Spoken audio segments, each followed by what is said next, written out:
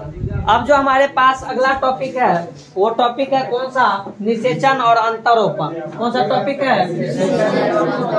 जैसे ही हम इस टॉपिक के बारे में बात कर रहे हैं, यानी इसका मतलब हम लोग जो अब पढ़ने जा रहे हैं वो ये पढ़ने जा रहे हैं कि किस प्रकार से युग्मक का संलयन होता है, क्योंकि युग्मक के संलयन को ही हम लोग क्या बोलते हैं? निषेचन के नाम से जानते हैं। युग्मक का संलयन यानी नर और मादा युग्मक का किस प्रकार से मिलन होगा वो हमारा क्या कहलाएगा? निषेचन कहलाएगा। और निषेचन के उपरांत किस प्रकार से युग्मनज का जो है कोशिका विभाजन होगा और युग्मनज के कोशिका विभाजन के फलस्वरूप उस कोशिका के मांस को, उस कोशिका के गुच्छा को किस प्रकार से गर्भाशय के अंदर वो प्रत्यारोपण करने का काम करेगा, उसको हम क्या बोलते हैं? अंतरोपण के नाम से जानते हैं, यानी इम्प्लांटेशन के नाम से जानते हैं। यानी फर्टिलाइजेशन और इम्प्लांटेशन किस प्रकार से होता है, हम उस चीज को समझने का काम करेंगे। हालांकि आसान टॉपिक है, आसानी से तुमको समझ में आ जाएगा, क्योंकि जब ये ही चीज पढ़ रहे हैं तो इसी चीज से पता चल रहा है कि इसके अंदर वाली बात क्या होगा। कहते हैं कि जब स्त्री और पुरुष के बीच में संभोग की क्रियाएं होती है, मैथुन की क्रियाएं होती है, तो उस मैथुन के क्रियाएं के दौरान शीशन के द्वारा, शीशन के घर्षण के द्वारा जो होता है शुक्र यानी वीर्य स्त्री की योनि में छोड़ा जाता है, रसखलित किया जाता है। यानी ये जो क्रिया कहलाता है, ये क्रिया को हम वीर्य सेचन इंसेमिनेशन के नाम से जानते हैं। गतिशील शुक्राणु, और अगर गतिशील शुक्राणु का बात करते हैं तो बताया जाता है कि लगभग 28 मिली पर आवर के हिसाब से शुक्राणु का गति होता है उस जगह पे। यानी 1 घंटा में 28 मिली, ये कोष से भी बहुत बड़ा होता है, उतना रफ्तार से जो होता है शुक्राणु जो होता है उस पथ के अंदर गति करता है, जो बहुत फास्टेड गति के नाम से जाना जाता है। तो शुक्राणु तेजी से तैरते हुए गर्भाशय की ग्रीवा से होकर गर्भाशय में प्रवेश करती है और अंततः अंडवाहिनी नली के तंबुका वाले क्षेत्र तक क्या करते हैं? पहुंचते हैं, जो कि चित्र 3.11 बी के अंदर हमें देखने को मिलता है। जब चित्र 11.3 जब हम इस चित्र के बारे में बात कर रहे हैं तो इस चित्र के अंदर क्या बताया जा रहा है कि योनि के इस रास्ते के द्वारा शुक्राणु जो होता है योनि में प्रवेश किया और योनि में प्रवेश करने के बाद टकराते हुए ये योनि के माध्यम से गर्भाशय में पहुंचा। बहुत सारा शुक्राणु जो है इस गर्भाशय के अंदर ही नष्ट हो जाता है दीवार से टकरा के, और बहुत सारा जब इस जगह पे जाता है तो इस जगह पे जाके टकराने से वो नष्ट होता है।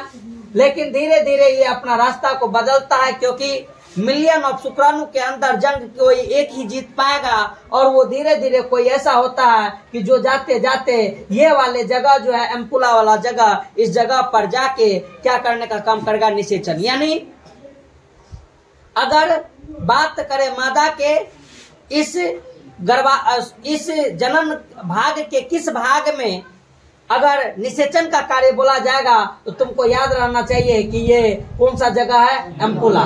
यानी इस जो अंडाशय है, ये अंडाशय के अंदर से जब अंडाणु का निषेचन, अंडाणु का यहाँ से रिलीजन होता है, मोचित होता है, तो मोचित होने के बाद इससे एक अंडाणु जो होता है वो बाहर निकलता है, और अंडाणु जब इससे बाहर निकलता है तो अंडाणु के बाहर निकलने से ये इस जगह पर, कहाँ पर?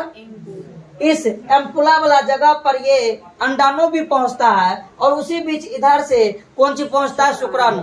अगर इस कंडीशन में दोनों का मिलन हो पा रहा है तो इस मिलन के बाद यहाँ पर निषेचन होगा। लेकिन अगर ये दोनों इस जगह पे नहीं मिल पा रहा है तो इसका मतलब निषेचन नहीं हो पाएगा। अंडाणु आएगा यहाँ पर, वेट करेगा, वेट नहीं, अंडाणु निकलने के बाद लगभग इसको भी लग जाता है कितना? 72 घंटा सब, या अगर हम बोले तो 2 दिन 2.5 दिन तक लग जाता है यहाँ से ये आते आते। और इधर से शुक्राणु का गति तो फास्ट होता है, वो अगर इस बीच में इससे जाके मिल लेगा तो मिलने के दौरान जो होगा निषेचन होगा, अन्यथा निषेचन नहीं हो सकता, निषेचन नहीं होगा। तो ये वाले जगह पर इन दोनों का मिलन होता है। यहाँ पर हम देख रहे हैं कि किस प्रकार से अंडाणु जो होता है वो बाहर निकला हुआ, और फिर यहाँ पर जब निषेचन होता है तो निषेचन के बाद ये विभाजन वाला अवस्था है। फिर यहाँ पर दोनों युग्मक के मिलन होने के बाद युग्मनज बनेगा। क्या बनेगा? युग्मनज बनेगा। और उस युग्मनज का फिर से विभाजन होगा। विभाजन के बाद वो धीरे धीरे कोशिका का और विभाजन होता जाएगा और कोशिका का विभाजन होते होते एक समय आएगा जब वो यहाँ पर गर्भाशय की दीवार में क्या होगा, उसका अंतरोपण होगा। और इसी चीज के बारे में हमारे इस बुक के अंतर्गत भी दिया हुआ है कि जब हम क्या काम कर रहे हैं, यहाँ पर जब निषेचन होता है तो इस निषेचन के फलस्वरूप उसी दौरान उसी अंडाशय से क्या निकलता है, एक अंडाणु जो होता है वो अंडाणु भी एम्पुला वाला क्षेत्र में आकर क्या करता है, पहुंच जाता है जहाँ निषेचन की क्रियाएं संपन्न होती है। और निषेचन तभी हो सकता है यदि अंडाणु और शुक्राणु दोनों एक ही समय पर उस तंबाकू वाला यानी एम्पुला वाला क्षेत्र में पहुंचे। और यही कारण है जिससे कि सभी संभोग क्रिया निषेचन वो सगर्भता की स्थिति में नहीं पहुंच पाता। यानी इसका यह मतलब नहीं है कि हम जितना बार संभोग करेंगे क्या उतना बार निषेचन होने की संभावना है, नहीं। या जितना बार अंडाणु निकलेगा उतना बार निषेचन होने की संभावना है, ये भी नहीं है। निषेचन होने की संभावना तब है जब अंडाणु और उस शुक्राणु का क्या हो पाएगा, मिलन। जब तक अंडाणु और शुक्राणु नहीं मिलेगा तब तक निषेचन नहीं होगा, चाहे संभोग कितना बार क्यों ना हो जाए, उससे कोई फर्क पड़ने वाला नहीं। अब उस संभोग के क्रिया के दौरान वीर्य जब निकल रहा है तो वीर्य क्या उस टाइप का है, क्योंकि हम पढ़े थे कि वीर्य के अंदर 40% वीर्य ऐसा होना चाहिए जो 100% स्वस्थ होना चाहिए, 100% उसके अंदर वो मोटिलिटी होनी चाहिए, वो गति होनी चाहिए जो उस तंबुका वाला स्टेज पर एम्पुला वाला जगह पर जा सके। और तब जाके निषेचन की क्रियाएं होती है, हमेशा होने की संभावनाएं देखने को नहीं मिलता है। आगे जब बात करते हैं, आगे लिखा हुआ है कि शुक्राणुओं के साथ एक अंडाणु के संलयन की प्रक्रिया को ही हम लोग क्या कहते हैं, निषेचन, फर्टिलाइजेशन के नाम से जानते हैं। यानी फर्टिलाइजेशन के लिए अंडाणु तो एक रहता ही है, शुक्राणु का संख्या भी एक रहता है, एक से अत्यधिक शुक्राणु निषेचन में पार्टिसिपेट नहीं करता है। और क्या बोला गया कि संलयन की प्रक्रिया निषेचन, फर्टिलाइजेशन कहते हैं। निषेचन के दौरान एक शुक्राणु अंडाणु के कोण वाला, हम जानते हैं कि ये अंडाणु है हमारे पास, इस अंडाणु के अंदर बीच में तो इसका केंद्रक है, लेकिन ऊपर में ये वाला भाग, ऊपर में इसके बाद ये वाला भाग, ऊपर में इसके बाद ये वाला भाग, ये सारा का सारा इस अंडाणु को सुरक्षित प्रदान करने का काम, सुरक्षा प्रदान करने का काम, प्रोटेक्शन का प्रदान करने का काम करता है। और अंडाणु के सबसे बाहर वाला जो भाग होता है हम उसको कोरोना रेडिएटर के नाम से जानते हैं, तो हम इसके अंदर वाले भाग को जोना प्लेसुडा के नाम से जानते हैं। जबकि एक और परिपीतक अवकाश के नाम से भी एक कवरिंग है, यानी ये 3 को कवरिंग इस अंडाणु को प्रोटेक्शन देने का काम कर रहा है। जब शुक्राणु आया इसके पास पहुंचा तो सबसे पहले वो किससे मिला, तो ये कोरोना रेडिएटर से। किसे? Corona radiator. शुक्राणु का सबसे आगे वाला भाग जहाँ पे एक्रोजोम था, क्या था, जहाँ पर एंजाइम था, जहाँ पर केमिकल रिएक्शन करने की एक व्यवस्थाएं थी। बताया जाता है कि वो उस अंडाणु के पारदर्शिता वाला अंड आवरण से यानी जॉन ऑफ पेलोसुडा के स्तर के संपर्क में आता है। कौन? शुक्राणु। कौन? जो इस फिगर के अंदर दिखाया गया है। और बोला गया कि अतिरिक्त शुक्राणुओं को प्रवेश को रोकने हेतु उसके उक्त स्तर पर बदलाव प्रेरित करता है। कितना बढ़िया यहाँ पर एक व्यवस्था है। जैसे उस शुक्राणु के होड़ में पहुंचे, यहाँ पर जो फ्लोपन नलिका का हो रहा है और इधर से शुक्राणु आ रहा है, तो इसके अंदर जो पहले नंबर पे शुक्राणु होगा वो शुक्राणु आएगा इसके जोना पेलोसुडा वाले भाग से। जैसे ही अटैच होगा तुरंत इसका चारों का इधर इसके चारों तरफ का आवरण जो होगा वो एक अलग रूप बदल लेता है। वो कह देता है कि देख भाई अब हो गया कम, अब बाकी जो इस रेस में आएगा उसका कोई मेरे पास जगह नहीं आएगा, क्योंकि उससे पहले आके कोई एक शुक्राणु जो है इस चीज को क्या कर दिया, एक्साइटेट कर दिया, इस चीज को सक्रिय कर दिया। और सक्रिय करने से इसके पूरा का पूरा भाग जो है वो बदल गया और किसी और दूसरे शुक्राणु को अब वो एक्सेप्ट नहीं करने वाला। तो जेनोप्लास्टिडा के जो कवरिंग है, उस जेनोप्लास्टिडा के कवरिंग पर ऐसा प्रेरित होता है, ऐसा एक बदलाव होता है जिस बदलाव के कारण उसके अंदर वो शुक्राणु दूसरा और कोई शुक्राणु जो है, कोई अतिरिक्त शुक्राणु जो है उसके अंदर प्रवेश नहीं कर सकता। इस प्रकार से ये सुनिश्चित हो जाता है कि एक अंडाणु को केवल कितना शुक्राणु निषेचित करेगा, सिर्फ एक निषेचित करेगा। अग्रपिंडक का स्राव शुक्राणु के पारदर्शी अंडावरण के माध्यम से अंडाणु के कोशिका द्रव में साइटोप्लाज्म तथा प्लाज्मा भित्ति में वो प्रवेश करने में क्या करता है, मदद करता है। जैसे एक और बात, ये शुक्राणु जैसे ही यहाँ पर टकराया और इस जोना प्लसोडा को ये लगेगा कि ये शुक्राणु किसी नर का है, हमारे ही जाति के किसी नर का है, वहां पर एक केमिकल रिएक्शन एक्रोजोम और जेनोप्लेसोडा के द्वारा होगा, जिससे कि इसका पूरा का पूरा और जो चीज है वो भी बदलेगा और शुक्राणु का एक्रोजोम तो उस रिएक्शन में खत्म हो जाएगा। ये जो पूछ है, ये जो एनर्जी देने वाला भाग है, माइटोकॉन्ड्रिया जहाँ पे मौजूद है, वो वाला भाग भी क्या हो जाएगा, खत्म हो जाएगा। इसके अंदर जो ये तुमको तरल पदार्थ दिख रहा है, साइटोप्लाज्म दिख रहा है, और इस साइटोप्लाज्म के अंदर जो केंद्रक होगा तो उससे इस शुक्राणु का जो साइटोप्लाज्म और केंद्रक होगा आपस में मिलन करेगा, जो कि इसके न्यूक्लियस वाले भाग में, शुक्राणु के न्यूक्लियस वाले भाग में, हेड वाले भाग में मौजूद होता है। बाकी पूंछ वाला, मिडल वाला भाग जो होगा वो वहीं पे धराशायी हो जाएगा। जिस प्रकार से पादप के अंदर बीज बनने के बाद हम जान रहे थे कि पादप का पंखुड़ी सब क्या हो जा रहा था, नष्ट हो रहा था ना, उसी प्रकार से जब इसके अंदर एक बीज का निर्माण होगा तो बाकी चीज जो होगा वो क्या हो जाएगा, नष्ट हो जाएगा, उसका कोई भी वैल्यू नहीं रहेगा। तो बताया गया कि प्लाज्मा भित्ति में प्रवेश करने में मदद करता है और यह द्वितीयक अंडक के अर्धसूत्री विभाजन को भी प्रेरित करता है। हम बात बोले थे कि जब वहां पर शुक्राणु का मिलन होता है तो वहीं पे किसका, उस अंडाशय का एक और विभाजन का अंतिम रूप, जिसको हम क्या बोले थे, अंडक का द्वितीय अर्धसूत्रण विभाजन, इससे पहले भी पढ़े थे, वहां पर यह क्या हो जाता है, प्रेरित करता है। और उस दूसरे अर्धसूत्रण विभाजन के दौरान भी क्या बताया जाता है कि असमान होते हैं, ये भी होते हैं, क्योंकि इसके अंदर भी एक द्वितीय ध्रुवीय पिंडक बन रहा था ना, और एगो क्या बना था, अवा बन रहा था ना, तो क्या बोला कि इसके फलस्वरूप द्वितीय ध्रुवीय पिंड, सेकेंडरी पोलर बॉडी की रचना होती है और एक अगुणित अंडाणु डिंब प्रसु या ओटिड्स बनता है और शीघ्र ही वो शुक्राणु का अंडाणु के साथ अगुणित केंद्रक के साथ क्या होने लगता है, संलयन होता है, फ्यूजन होता है, जिसके कारण अब वो फिर किसमें बदल गया, युग्मनज में जायगोट की रचना होती है। और एक युग्मनज में कितने गुणसूत्र होंगे, तो बोलो ये 46 होगा कि नहीं होगा, जबकि इससे पहले युग्मक में कितना हो रहा था, तो क्या हो रहा था। तो इस प्रकार से ये निषेचन का क्रिया हुआ, इस प्रकार से ये किसका क्रिया हुआ, निषेचन का। ठीक, तो सुनो रे कुछ एक्स्ट्रा चीज कि जो एगो एक्स्ट्रा चीज ये हुआ कि तुम्हारा कि जो शुक्राणु का जो रफ्तार होता है फ्लोपियन नलिका के अंदर वो 5 मिलीमीटर पर मिनट होता है, उसका गति उसके अंदर जो कि बहुत तेज होता है।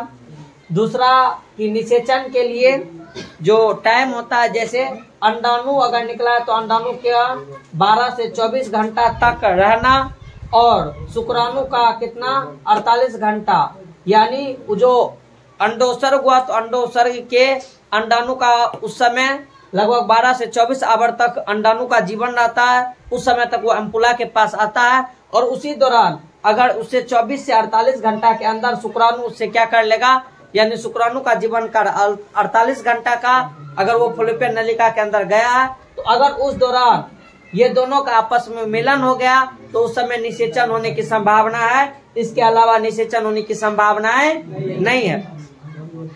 कल जो हम लोग पढ़े थे कौन चीज, और जो इसके बारे में, किसके बारे में, जब हम लोग पढ़े थे इस रजो धर्म के बारे में जब पढ़े थे, तो हाँ उस रजो धर्म के अंदर एक रिक्स फेज होता है। कौन सा फेज, रिक्स फेज। वो रिक्स फेज जो तुम्हारा था वो था कौन सा, लगभग हम जानते हैं कि 14वां डे पर जो होता है वो तो ओव्यूलेशन होता है। 14वां डे से अगर पहले का बात करें तो 13वां और 12, ये 12, 13, 14 या 15 या 16, ये जो दिन होता है ओव्यूलेशन का, ये रिक्सी पीरियड होता है। इस दौरान अगर संभोग की क्रियाएं नहीं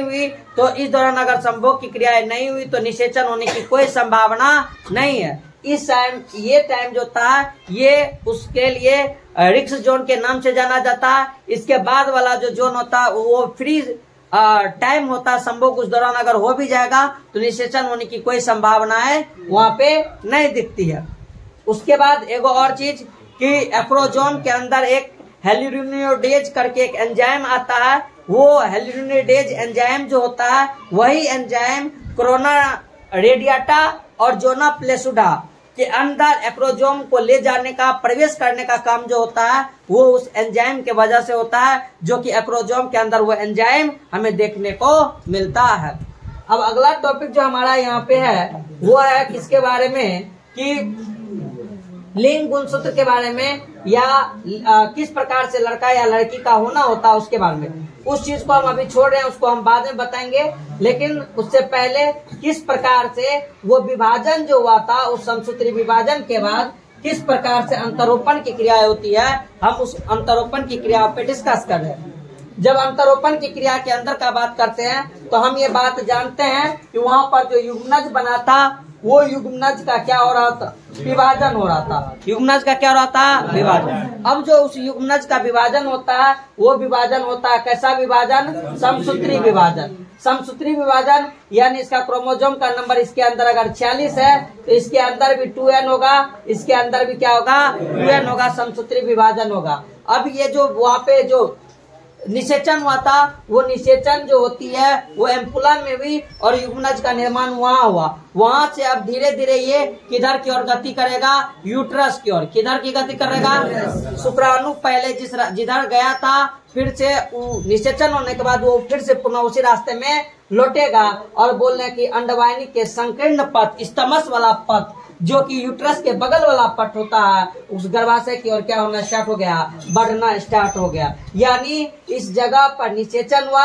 और इस जगह पे निषेचन होने के फलस्वरूप धीरे धीरे वो फिर से इस गर्भाशय की इस नली में स्तमस होते हुए कहाँ पे आना चाहेगा, गर्भाशय की दीवार में आना चाहेगा, जो कि चित्र के अंदर बताया गया। लेकिन अब क्या बोला गया है कि अब उस समय जब हम कोशिका के बारे में बात करते हैं तो बोलो कोशिका का जो संख्या पहले होगा वो कोशिका का संख्या तो 1 होगा। कितना होगा, लेकिन विभाजन करने के बाद फिर वो कितना हो जाएगा, 2 से कितना हो जाएगा, 4 से फिर कितना हो जाएगा, 8 से फिर कितना हो जाएगा, 16 से कितना हो जाएगा, 32। यानी कोशिका विभाजन का ये जो रूप हमें यहाँ पे देखने को मिल रहा है, कोशिका विभाजन का ये जो रूप हमें यहाँ पर देखने को मिल रहा है, इसी रूप के अकॉर्डिंग क्या बोला गया है कि तब वो विभाजन के इस प्रक्रम को दोहराएगा और दोहराते दोहराते 16 संतति कोशिका, यानी इसी से संतति का निर्माण होगा। इस कोशिका का एक संघ बनना स्टार्ट हो जाएगा, जिससे हम एक चीज के नाम से जानते हैं, कोड़क कंड के नाम से या ब्लास्टोमियर्स के नाम से जानते हैं। यानी 2 से लेके 16 या 32 तक के जो कोशिकाओं की संख्या होती है, समूह होती है, उसको हम अपने भाषा में किसके नाम से जानते हैं, ब्लास्टोमियर्स के नाम से जानते हैं। यानी युग्मनज जो है अब वो किस कोशिका में, ब्लास्टोमियर्स में बदल गया। किस में बदल गया, ब्लास्टोमियर्स में क्या हो गया, बदल गया। यानी युग्मनज जो है 2, 4, 8, 16 इस रूप में विभाजित कर रहा है, तो हम इन कोशिकाओं को ब्लास्टोमियर्स के नाम से जानते हैं। और क्या बोला गया फिर, 8 से 16 इस ब्लास्टोमियर्स वाले वो जो भ्रूण वाली जो कोशिकाएं होती है, उस 8 से 16 भ्रूण वाली कोशिकाओं को एक नाम से तुत्तक यानी मोरुला के नाम से जानने का काम किया गया। किसके नाम से, मोरुला। और ये मोरुला जो होता है ये किस जगह पे मौजूद होता है, ये मोरुला अभी भी किस जगह पे होता है, ये फलोपियन नलिका के इस भाग में ही होता है। यानी 8 से 16 वाला जो कोशिका होता है वो इसी वाले जगह पर, स्तमस वाले जगह पर ही रहते हैं। और बोला जाता है कि जैसे फिगर में बोला गया कि 3.11 का ई वाला, 3.11 का ई वाला ये स्ट्रक्चर है ना, यानी ये जो स्ट्रक्चर है ये अभी कौन स्टेज पे है, मोरुला वाला स्टेज पे। किस पे, मोरुला। किस पे, मोरुला। मोरूला वाला, और उसके बाद क्या बोला गया है कि यह तुतक फिर से लगातार मोरूला विभाजित होता रहता है और वो धीरे धीरे किधर की ओर बढ़ता है, गर्भाशय की ओर बढ़ने लगता है। किधर की ओर?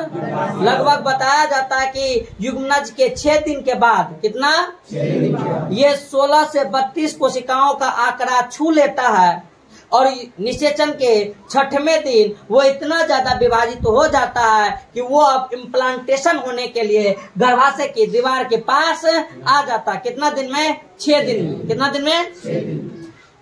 बोला जाता है कि यह फिर से लगातार विभाजित होकर जो आगे बढ़ता है और यह फिर ब्लास्टोसिस्ट के रूप में जाना जाता है। किसके रूप में? जो 3.11F, 3.11F, यानी ये जो है ये क्या है? ब्लास्टोसिस्ट। क्या?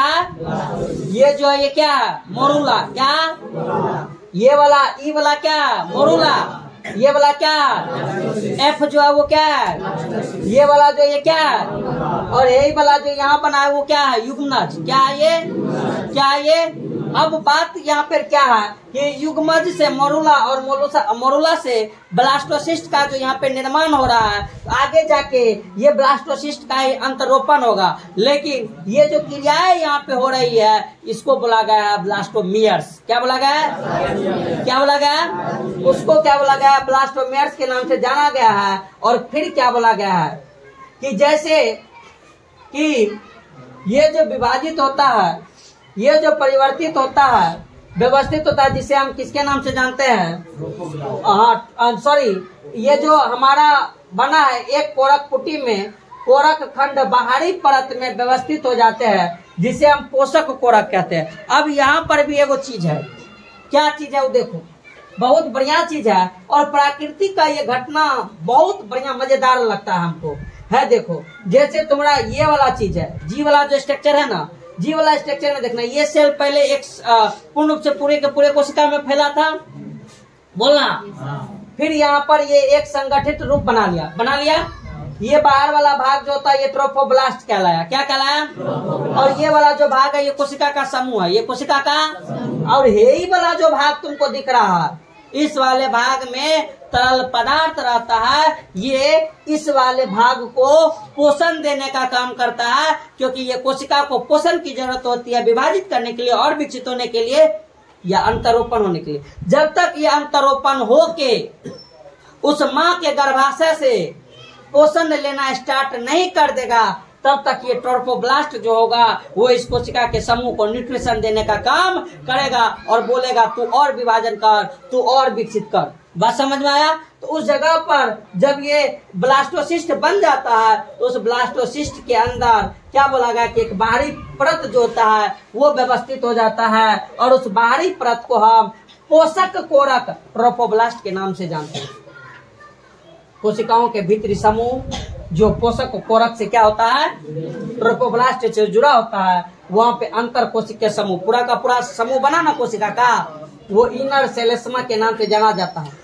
और अब पोषक कोरक स्तर गर्भाशय के अंतर स्तर से संलग्न हो जाते हैं और अंतर कोशिकीय समूह धीरे धीरे भ्रूण के रूप में क्या होने लगता है? अलग होकर विभेदित होने लगते हैं। और उस कोशिका के अंदर ही बताया जाता है कि एक स्ट्रोमा सेल होता है जो विभाजित होकर कौन चीज? तो एपिडर्मिस, मेजोडर्मिस और इंडोडर्मिस, 3 गो डर्मिस का लेयर का निर्माण करने लगता है। और संकलन होने के बाद वो गर्भाशय की कोशिकाओं से तेजी से विभक्त होने लगता है, यानी विभाजन करने लगता है और कोरक पुट्टी की आवृत कर लेती है, कवर कर लेता है। इसके परिणाम स्वरूप कोरक पुट्टी गर्भाशय अंत स्तर में, यानी गर्भाशय के अंदर वाला दीवार जो इंडोमेट्रियम था, उस मेटेरियल से वो क्या एम्बेडेड हो जाते हैं, जुड़ जाते हैं। और इसको हम जो कि फिगर में GH वाला स्ट्रक्चर जो है उसके बारे में बताया गया और ये अंतरोपण इम्प्लांटेशन के नाम से जानता है। और बाद में जाके ये अब किसमें कन्वर्ट हो जाएगा? उस माँ के गर्भ के अंदर भ्रूण का विकसित होते तो वो गर्भ बनना स्टार्ट हो जाएगा और इस रूप में बनने के बाद वो आने वाले समय में एक बच्चे के रूप में जन्म देता है। यानी इतना काम होने के बाद तुम लोग जैसा मानव इस पृथ्वी पे आया, लेकिन उसका कोई वजूद नहीं है, फिर भी तुम अपने उस माँ बाप को क्या करेगा? आने वाले समय में घर से बाहर कर देगा। जो माँ जो बाप उस गर्भ में तुमको पाला पोसा, ऐसा होता है हम लोग का।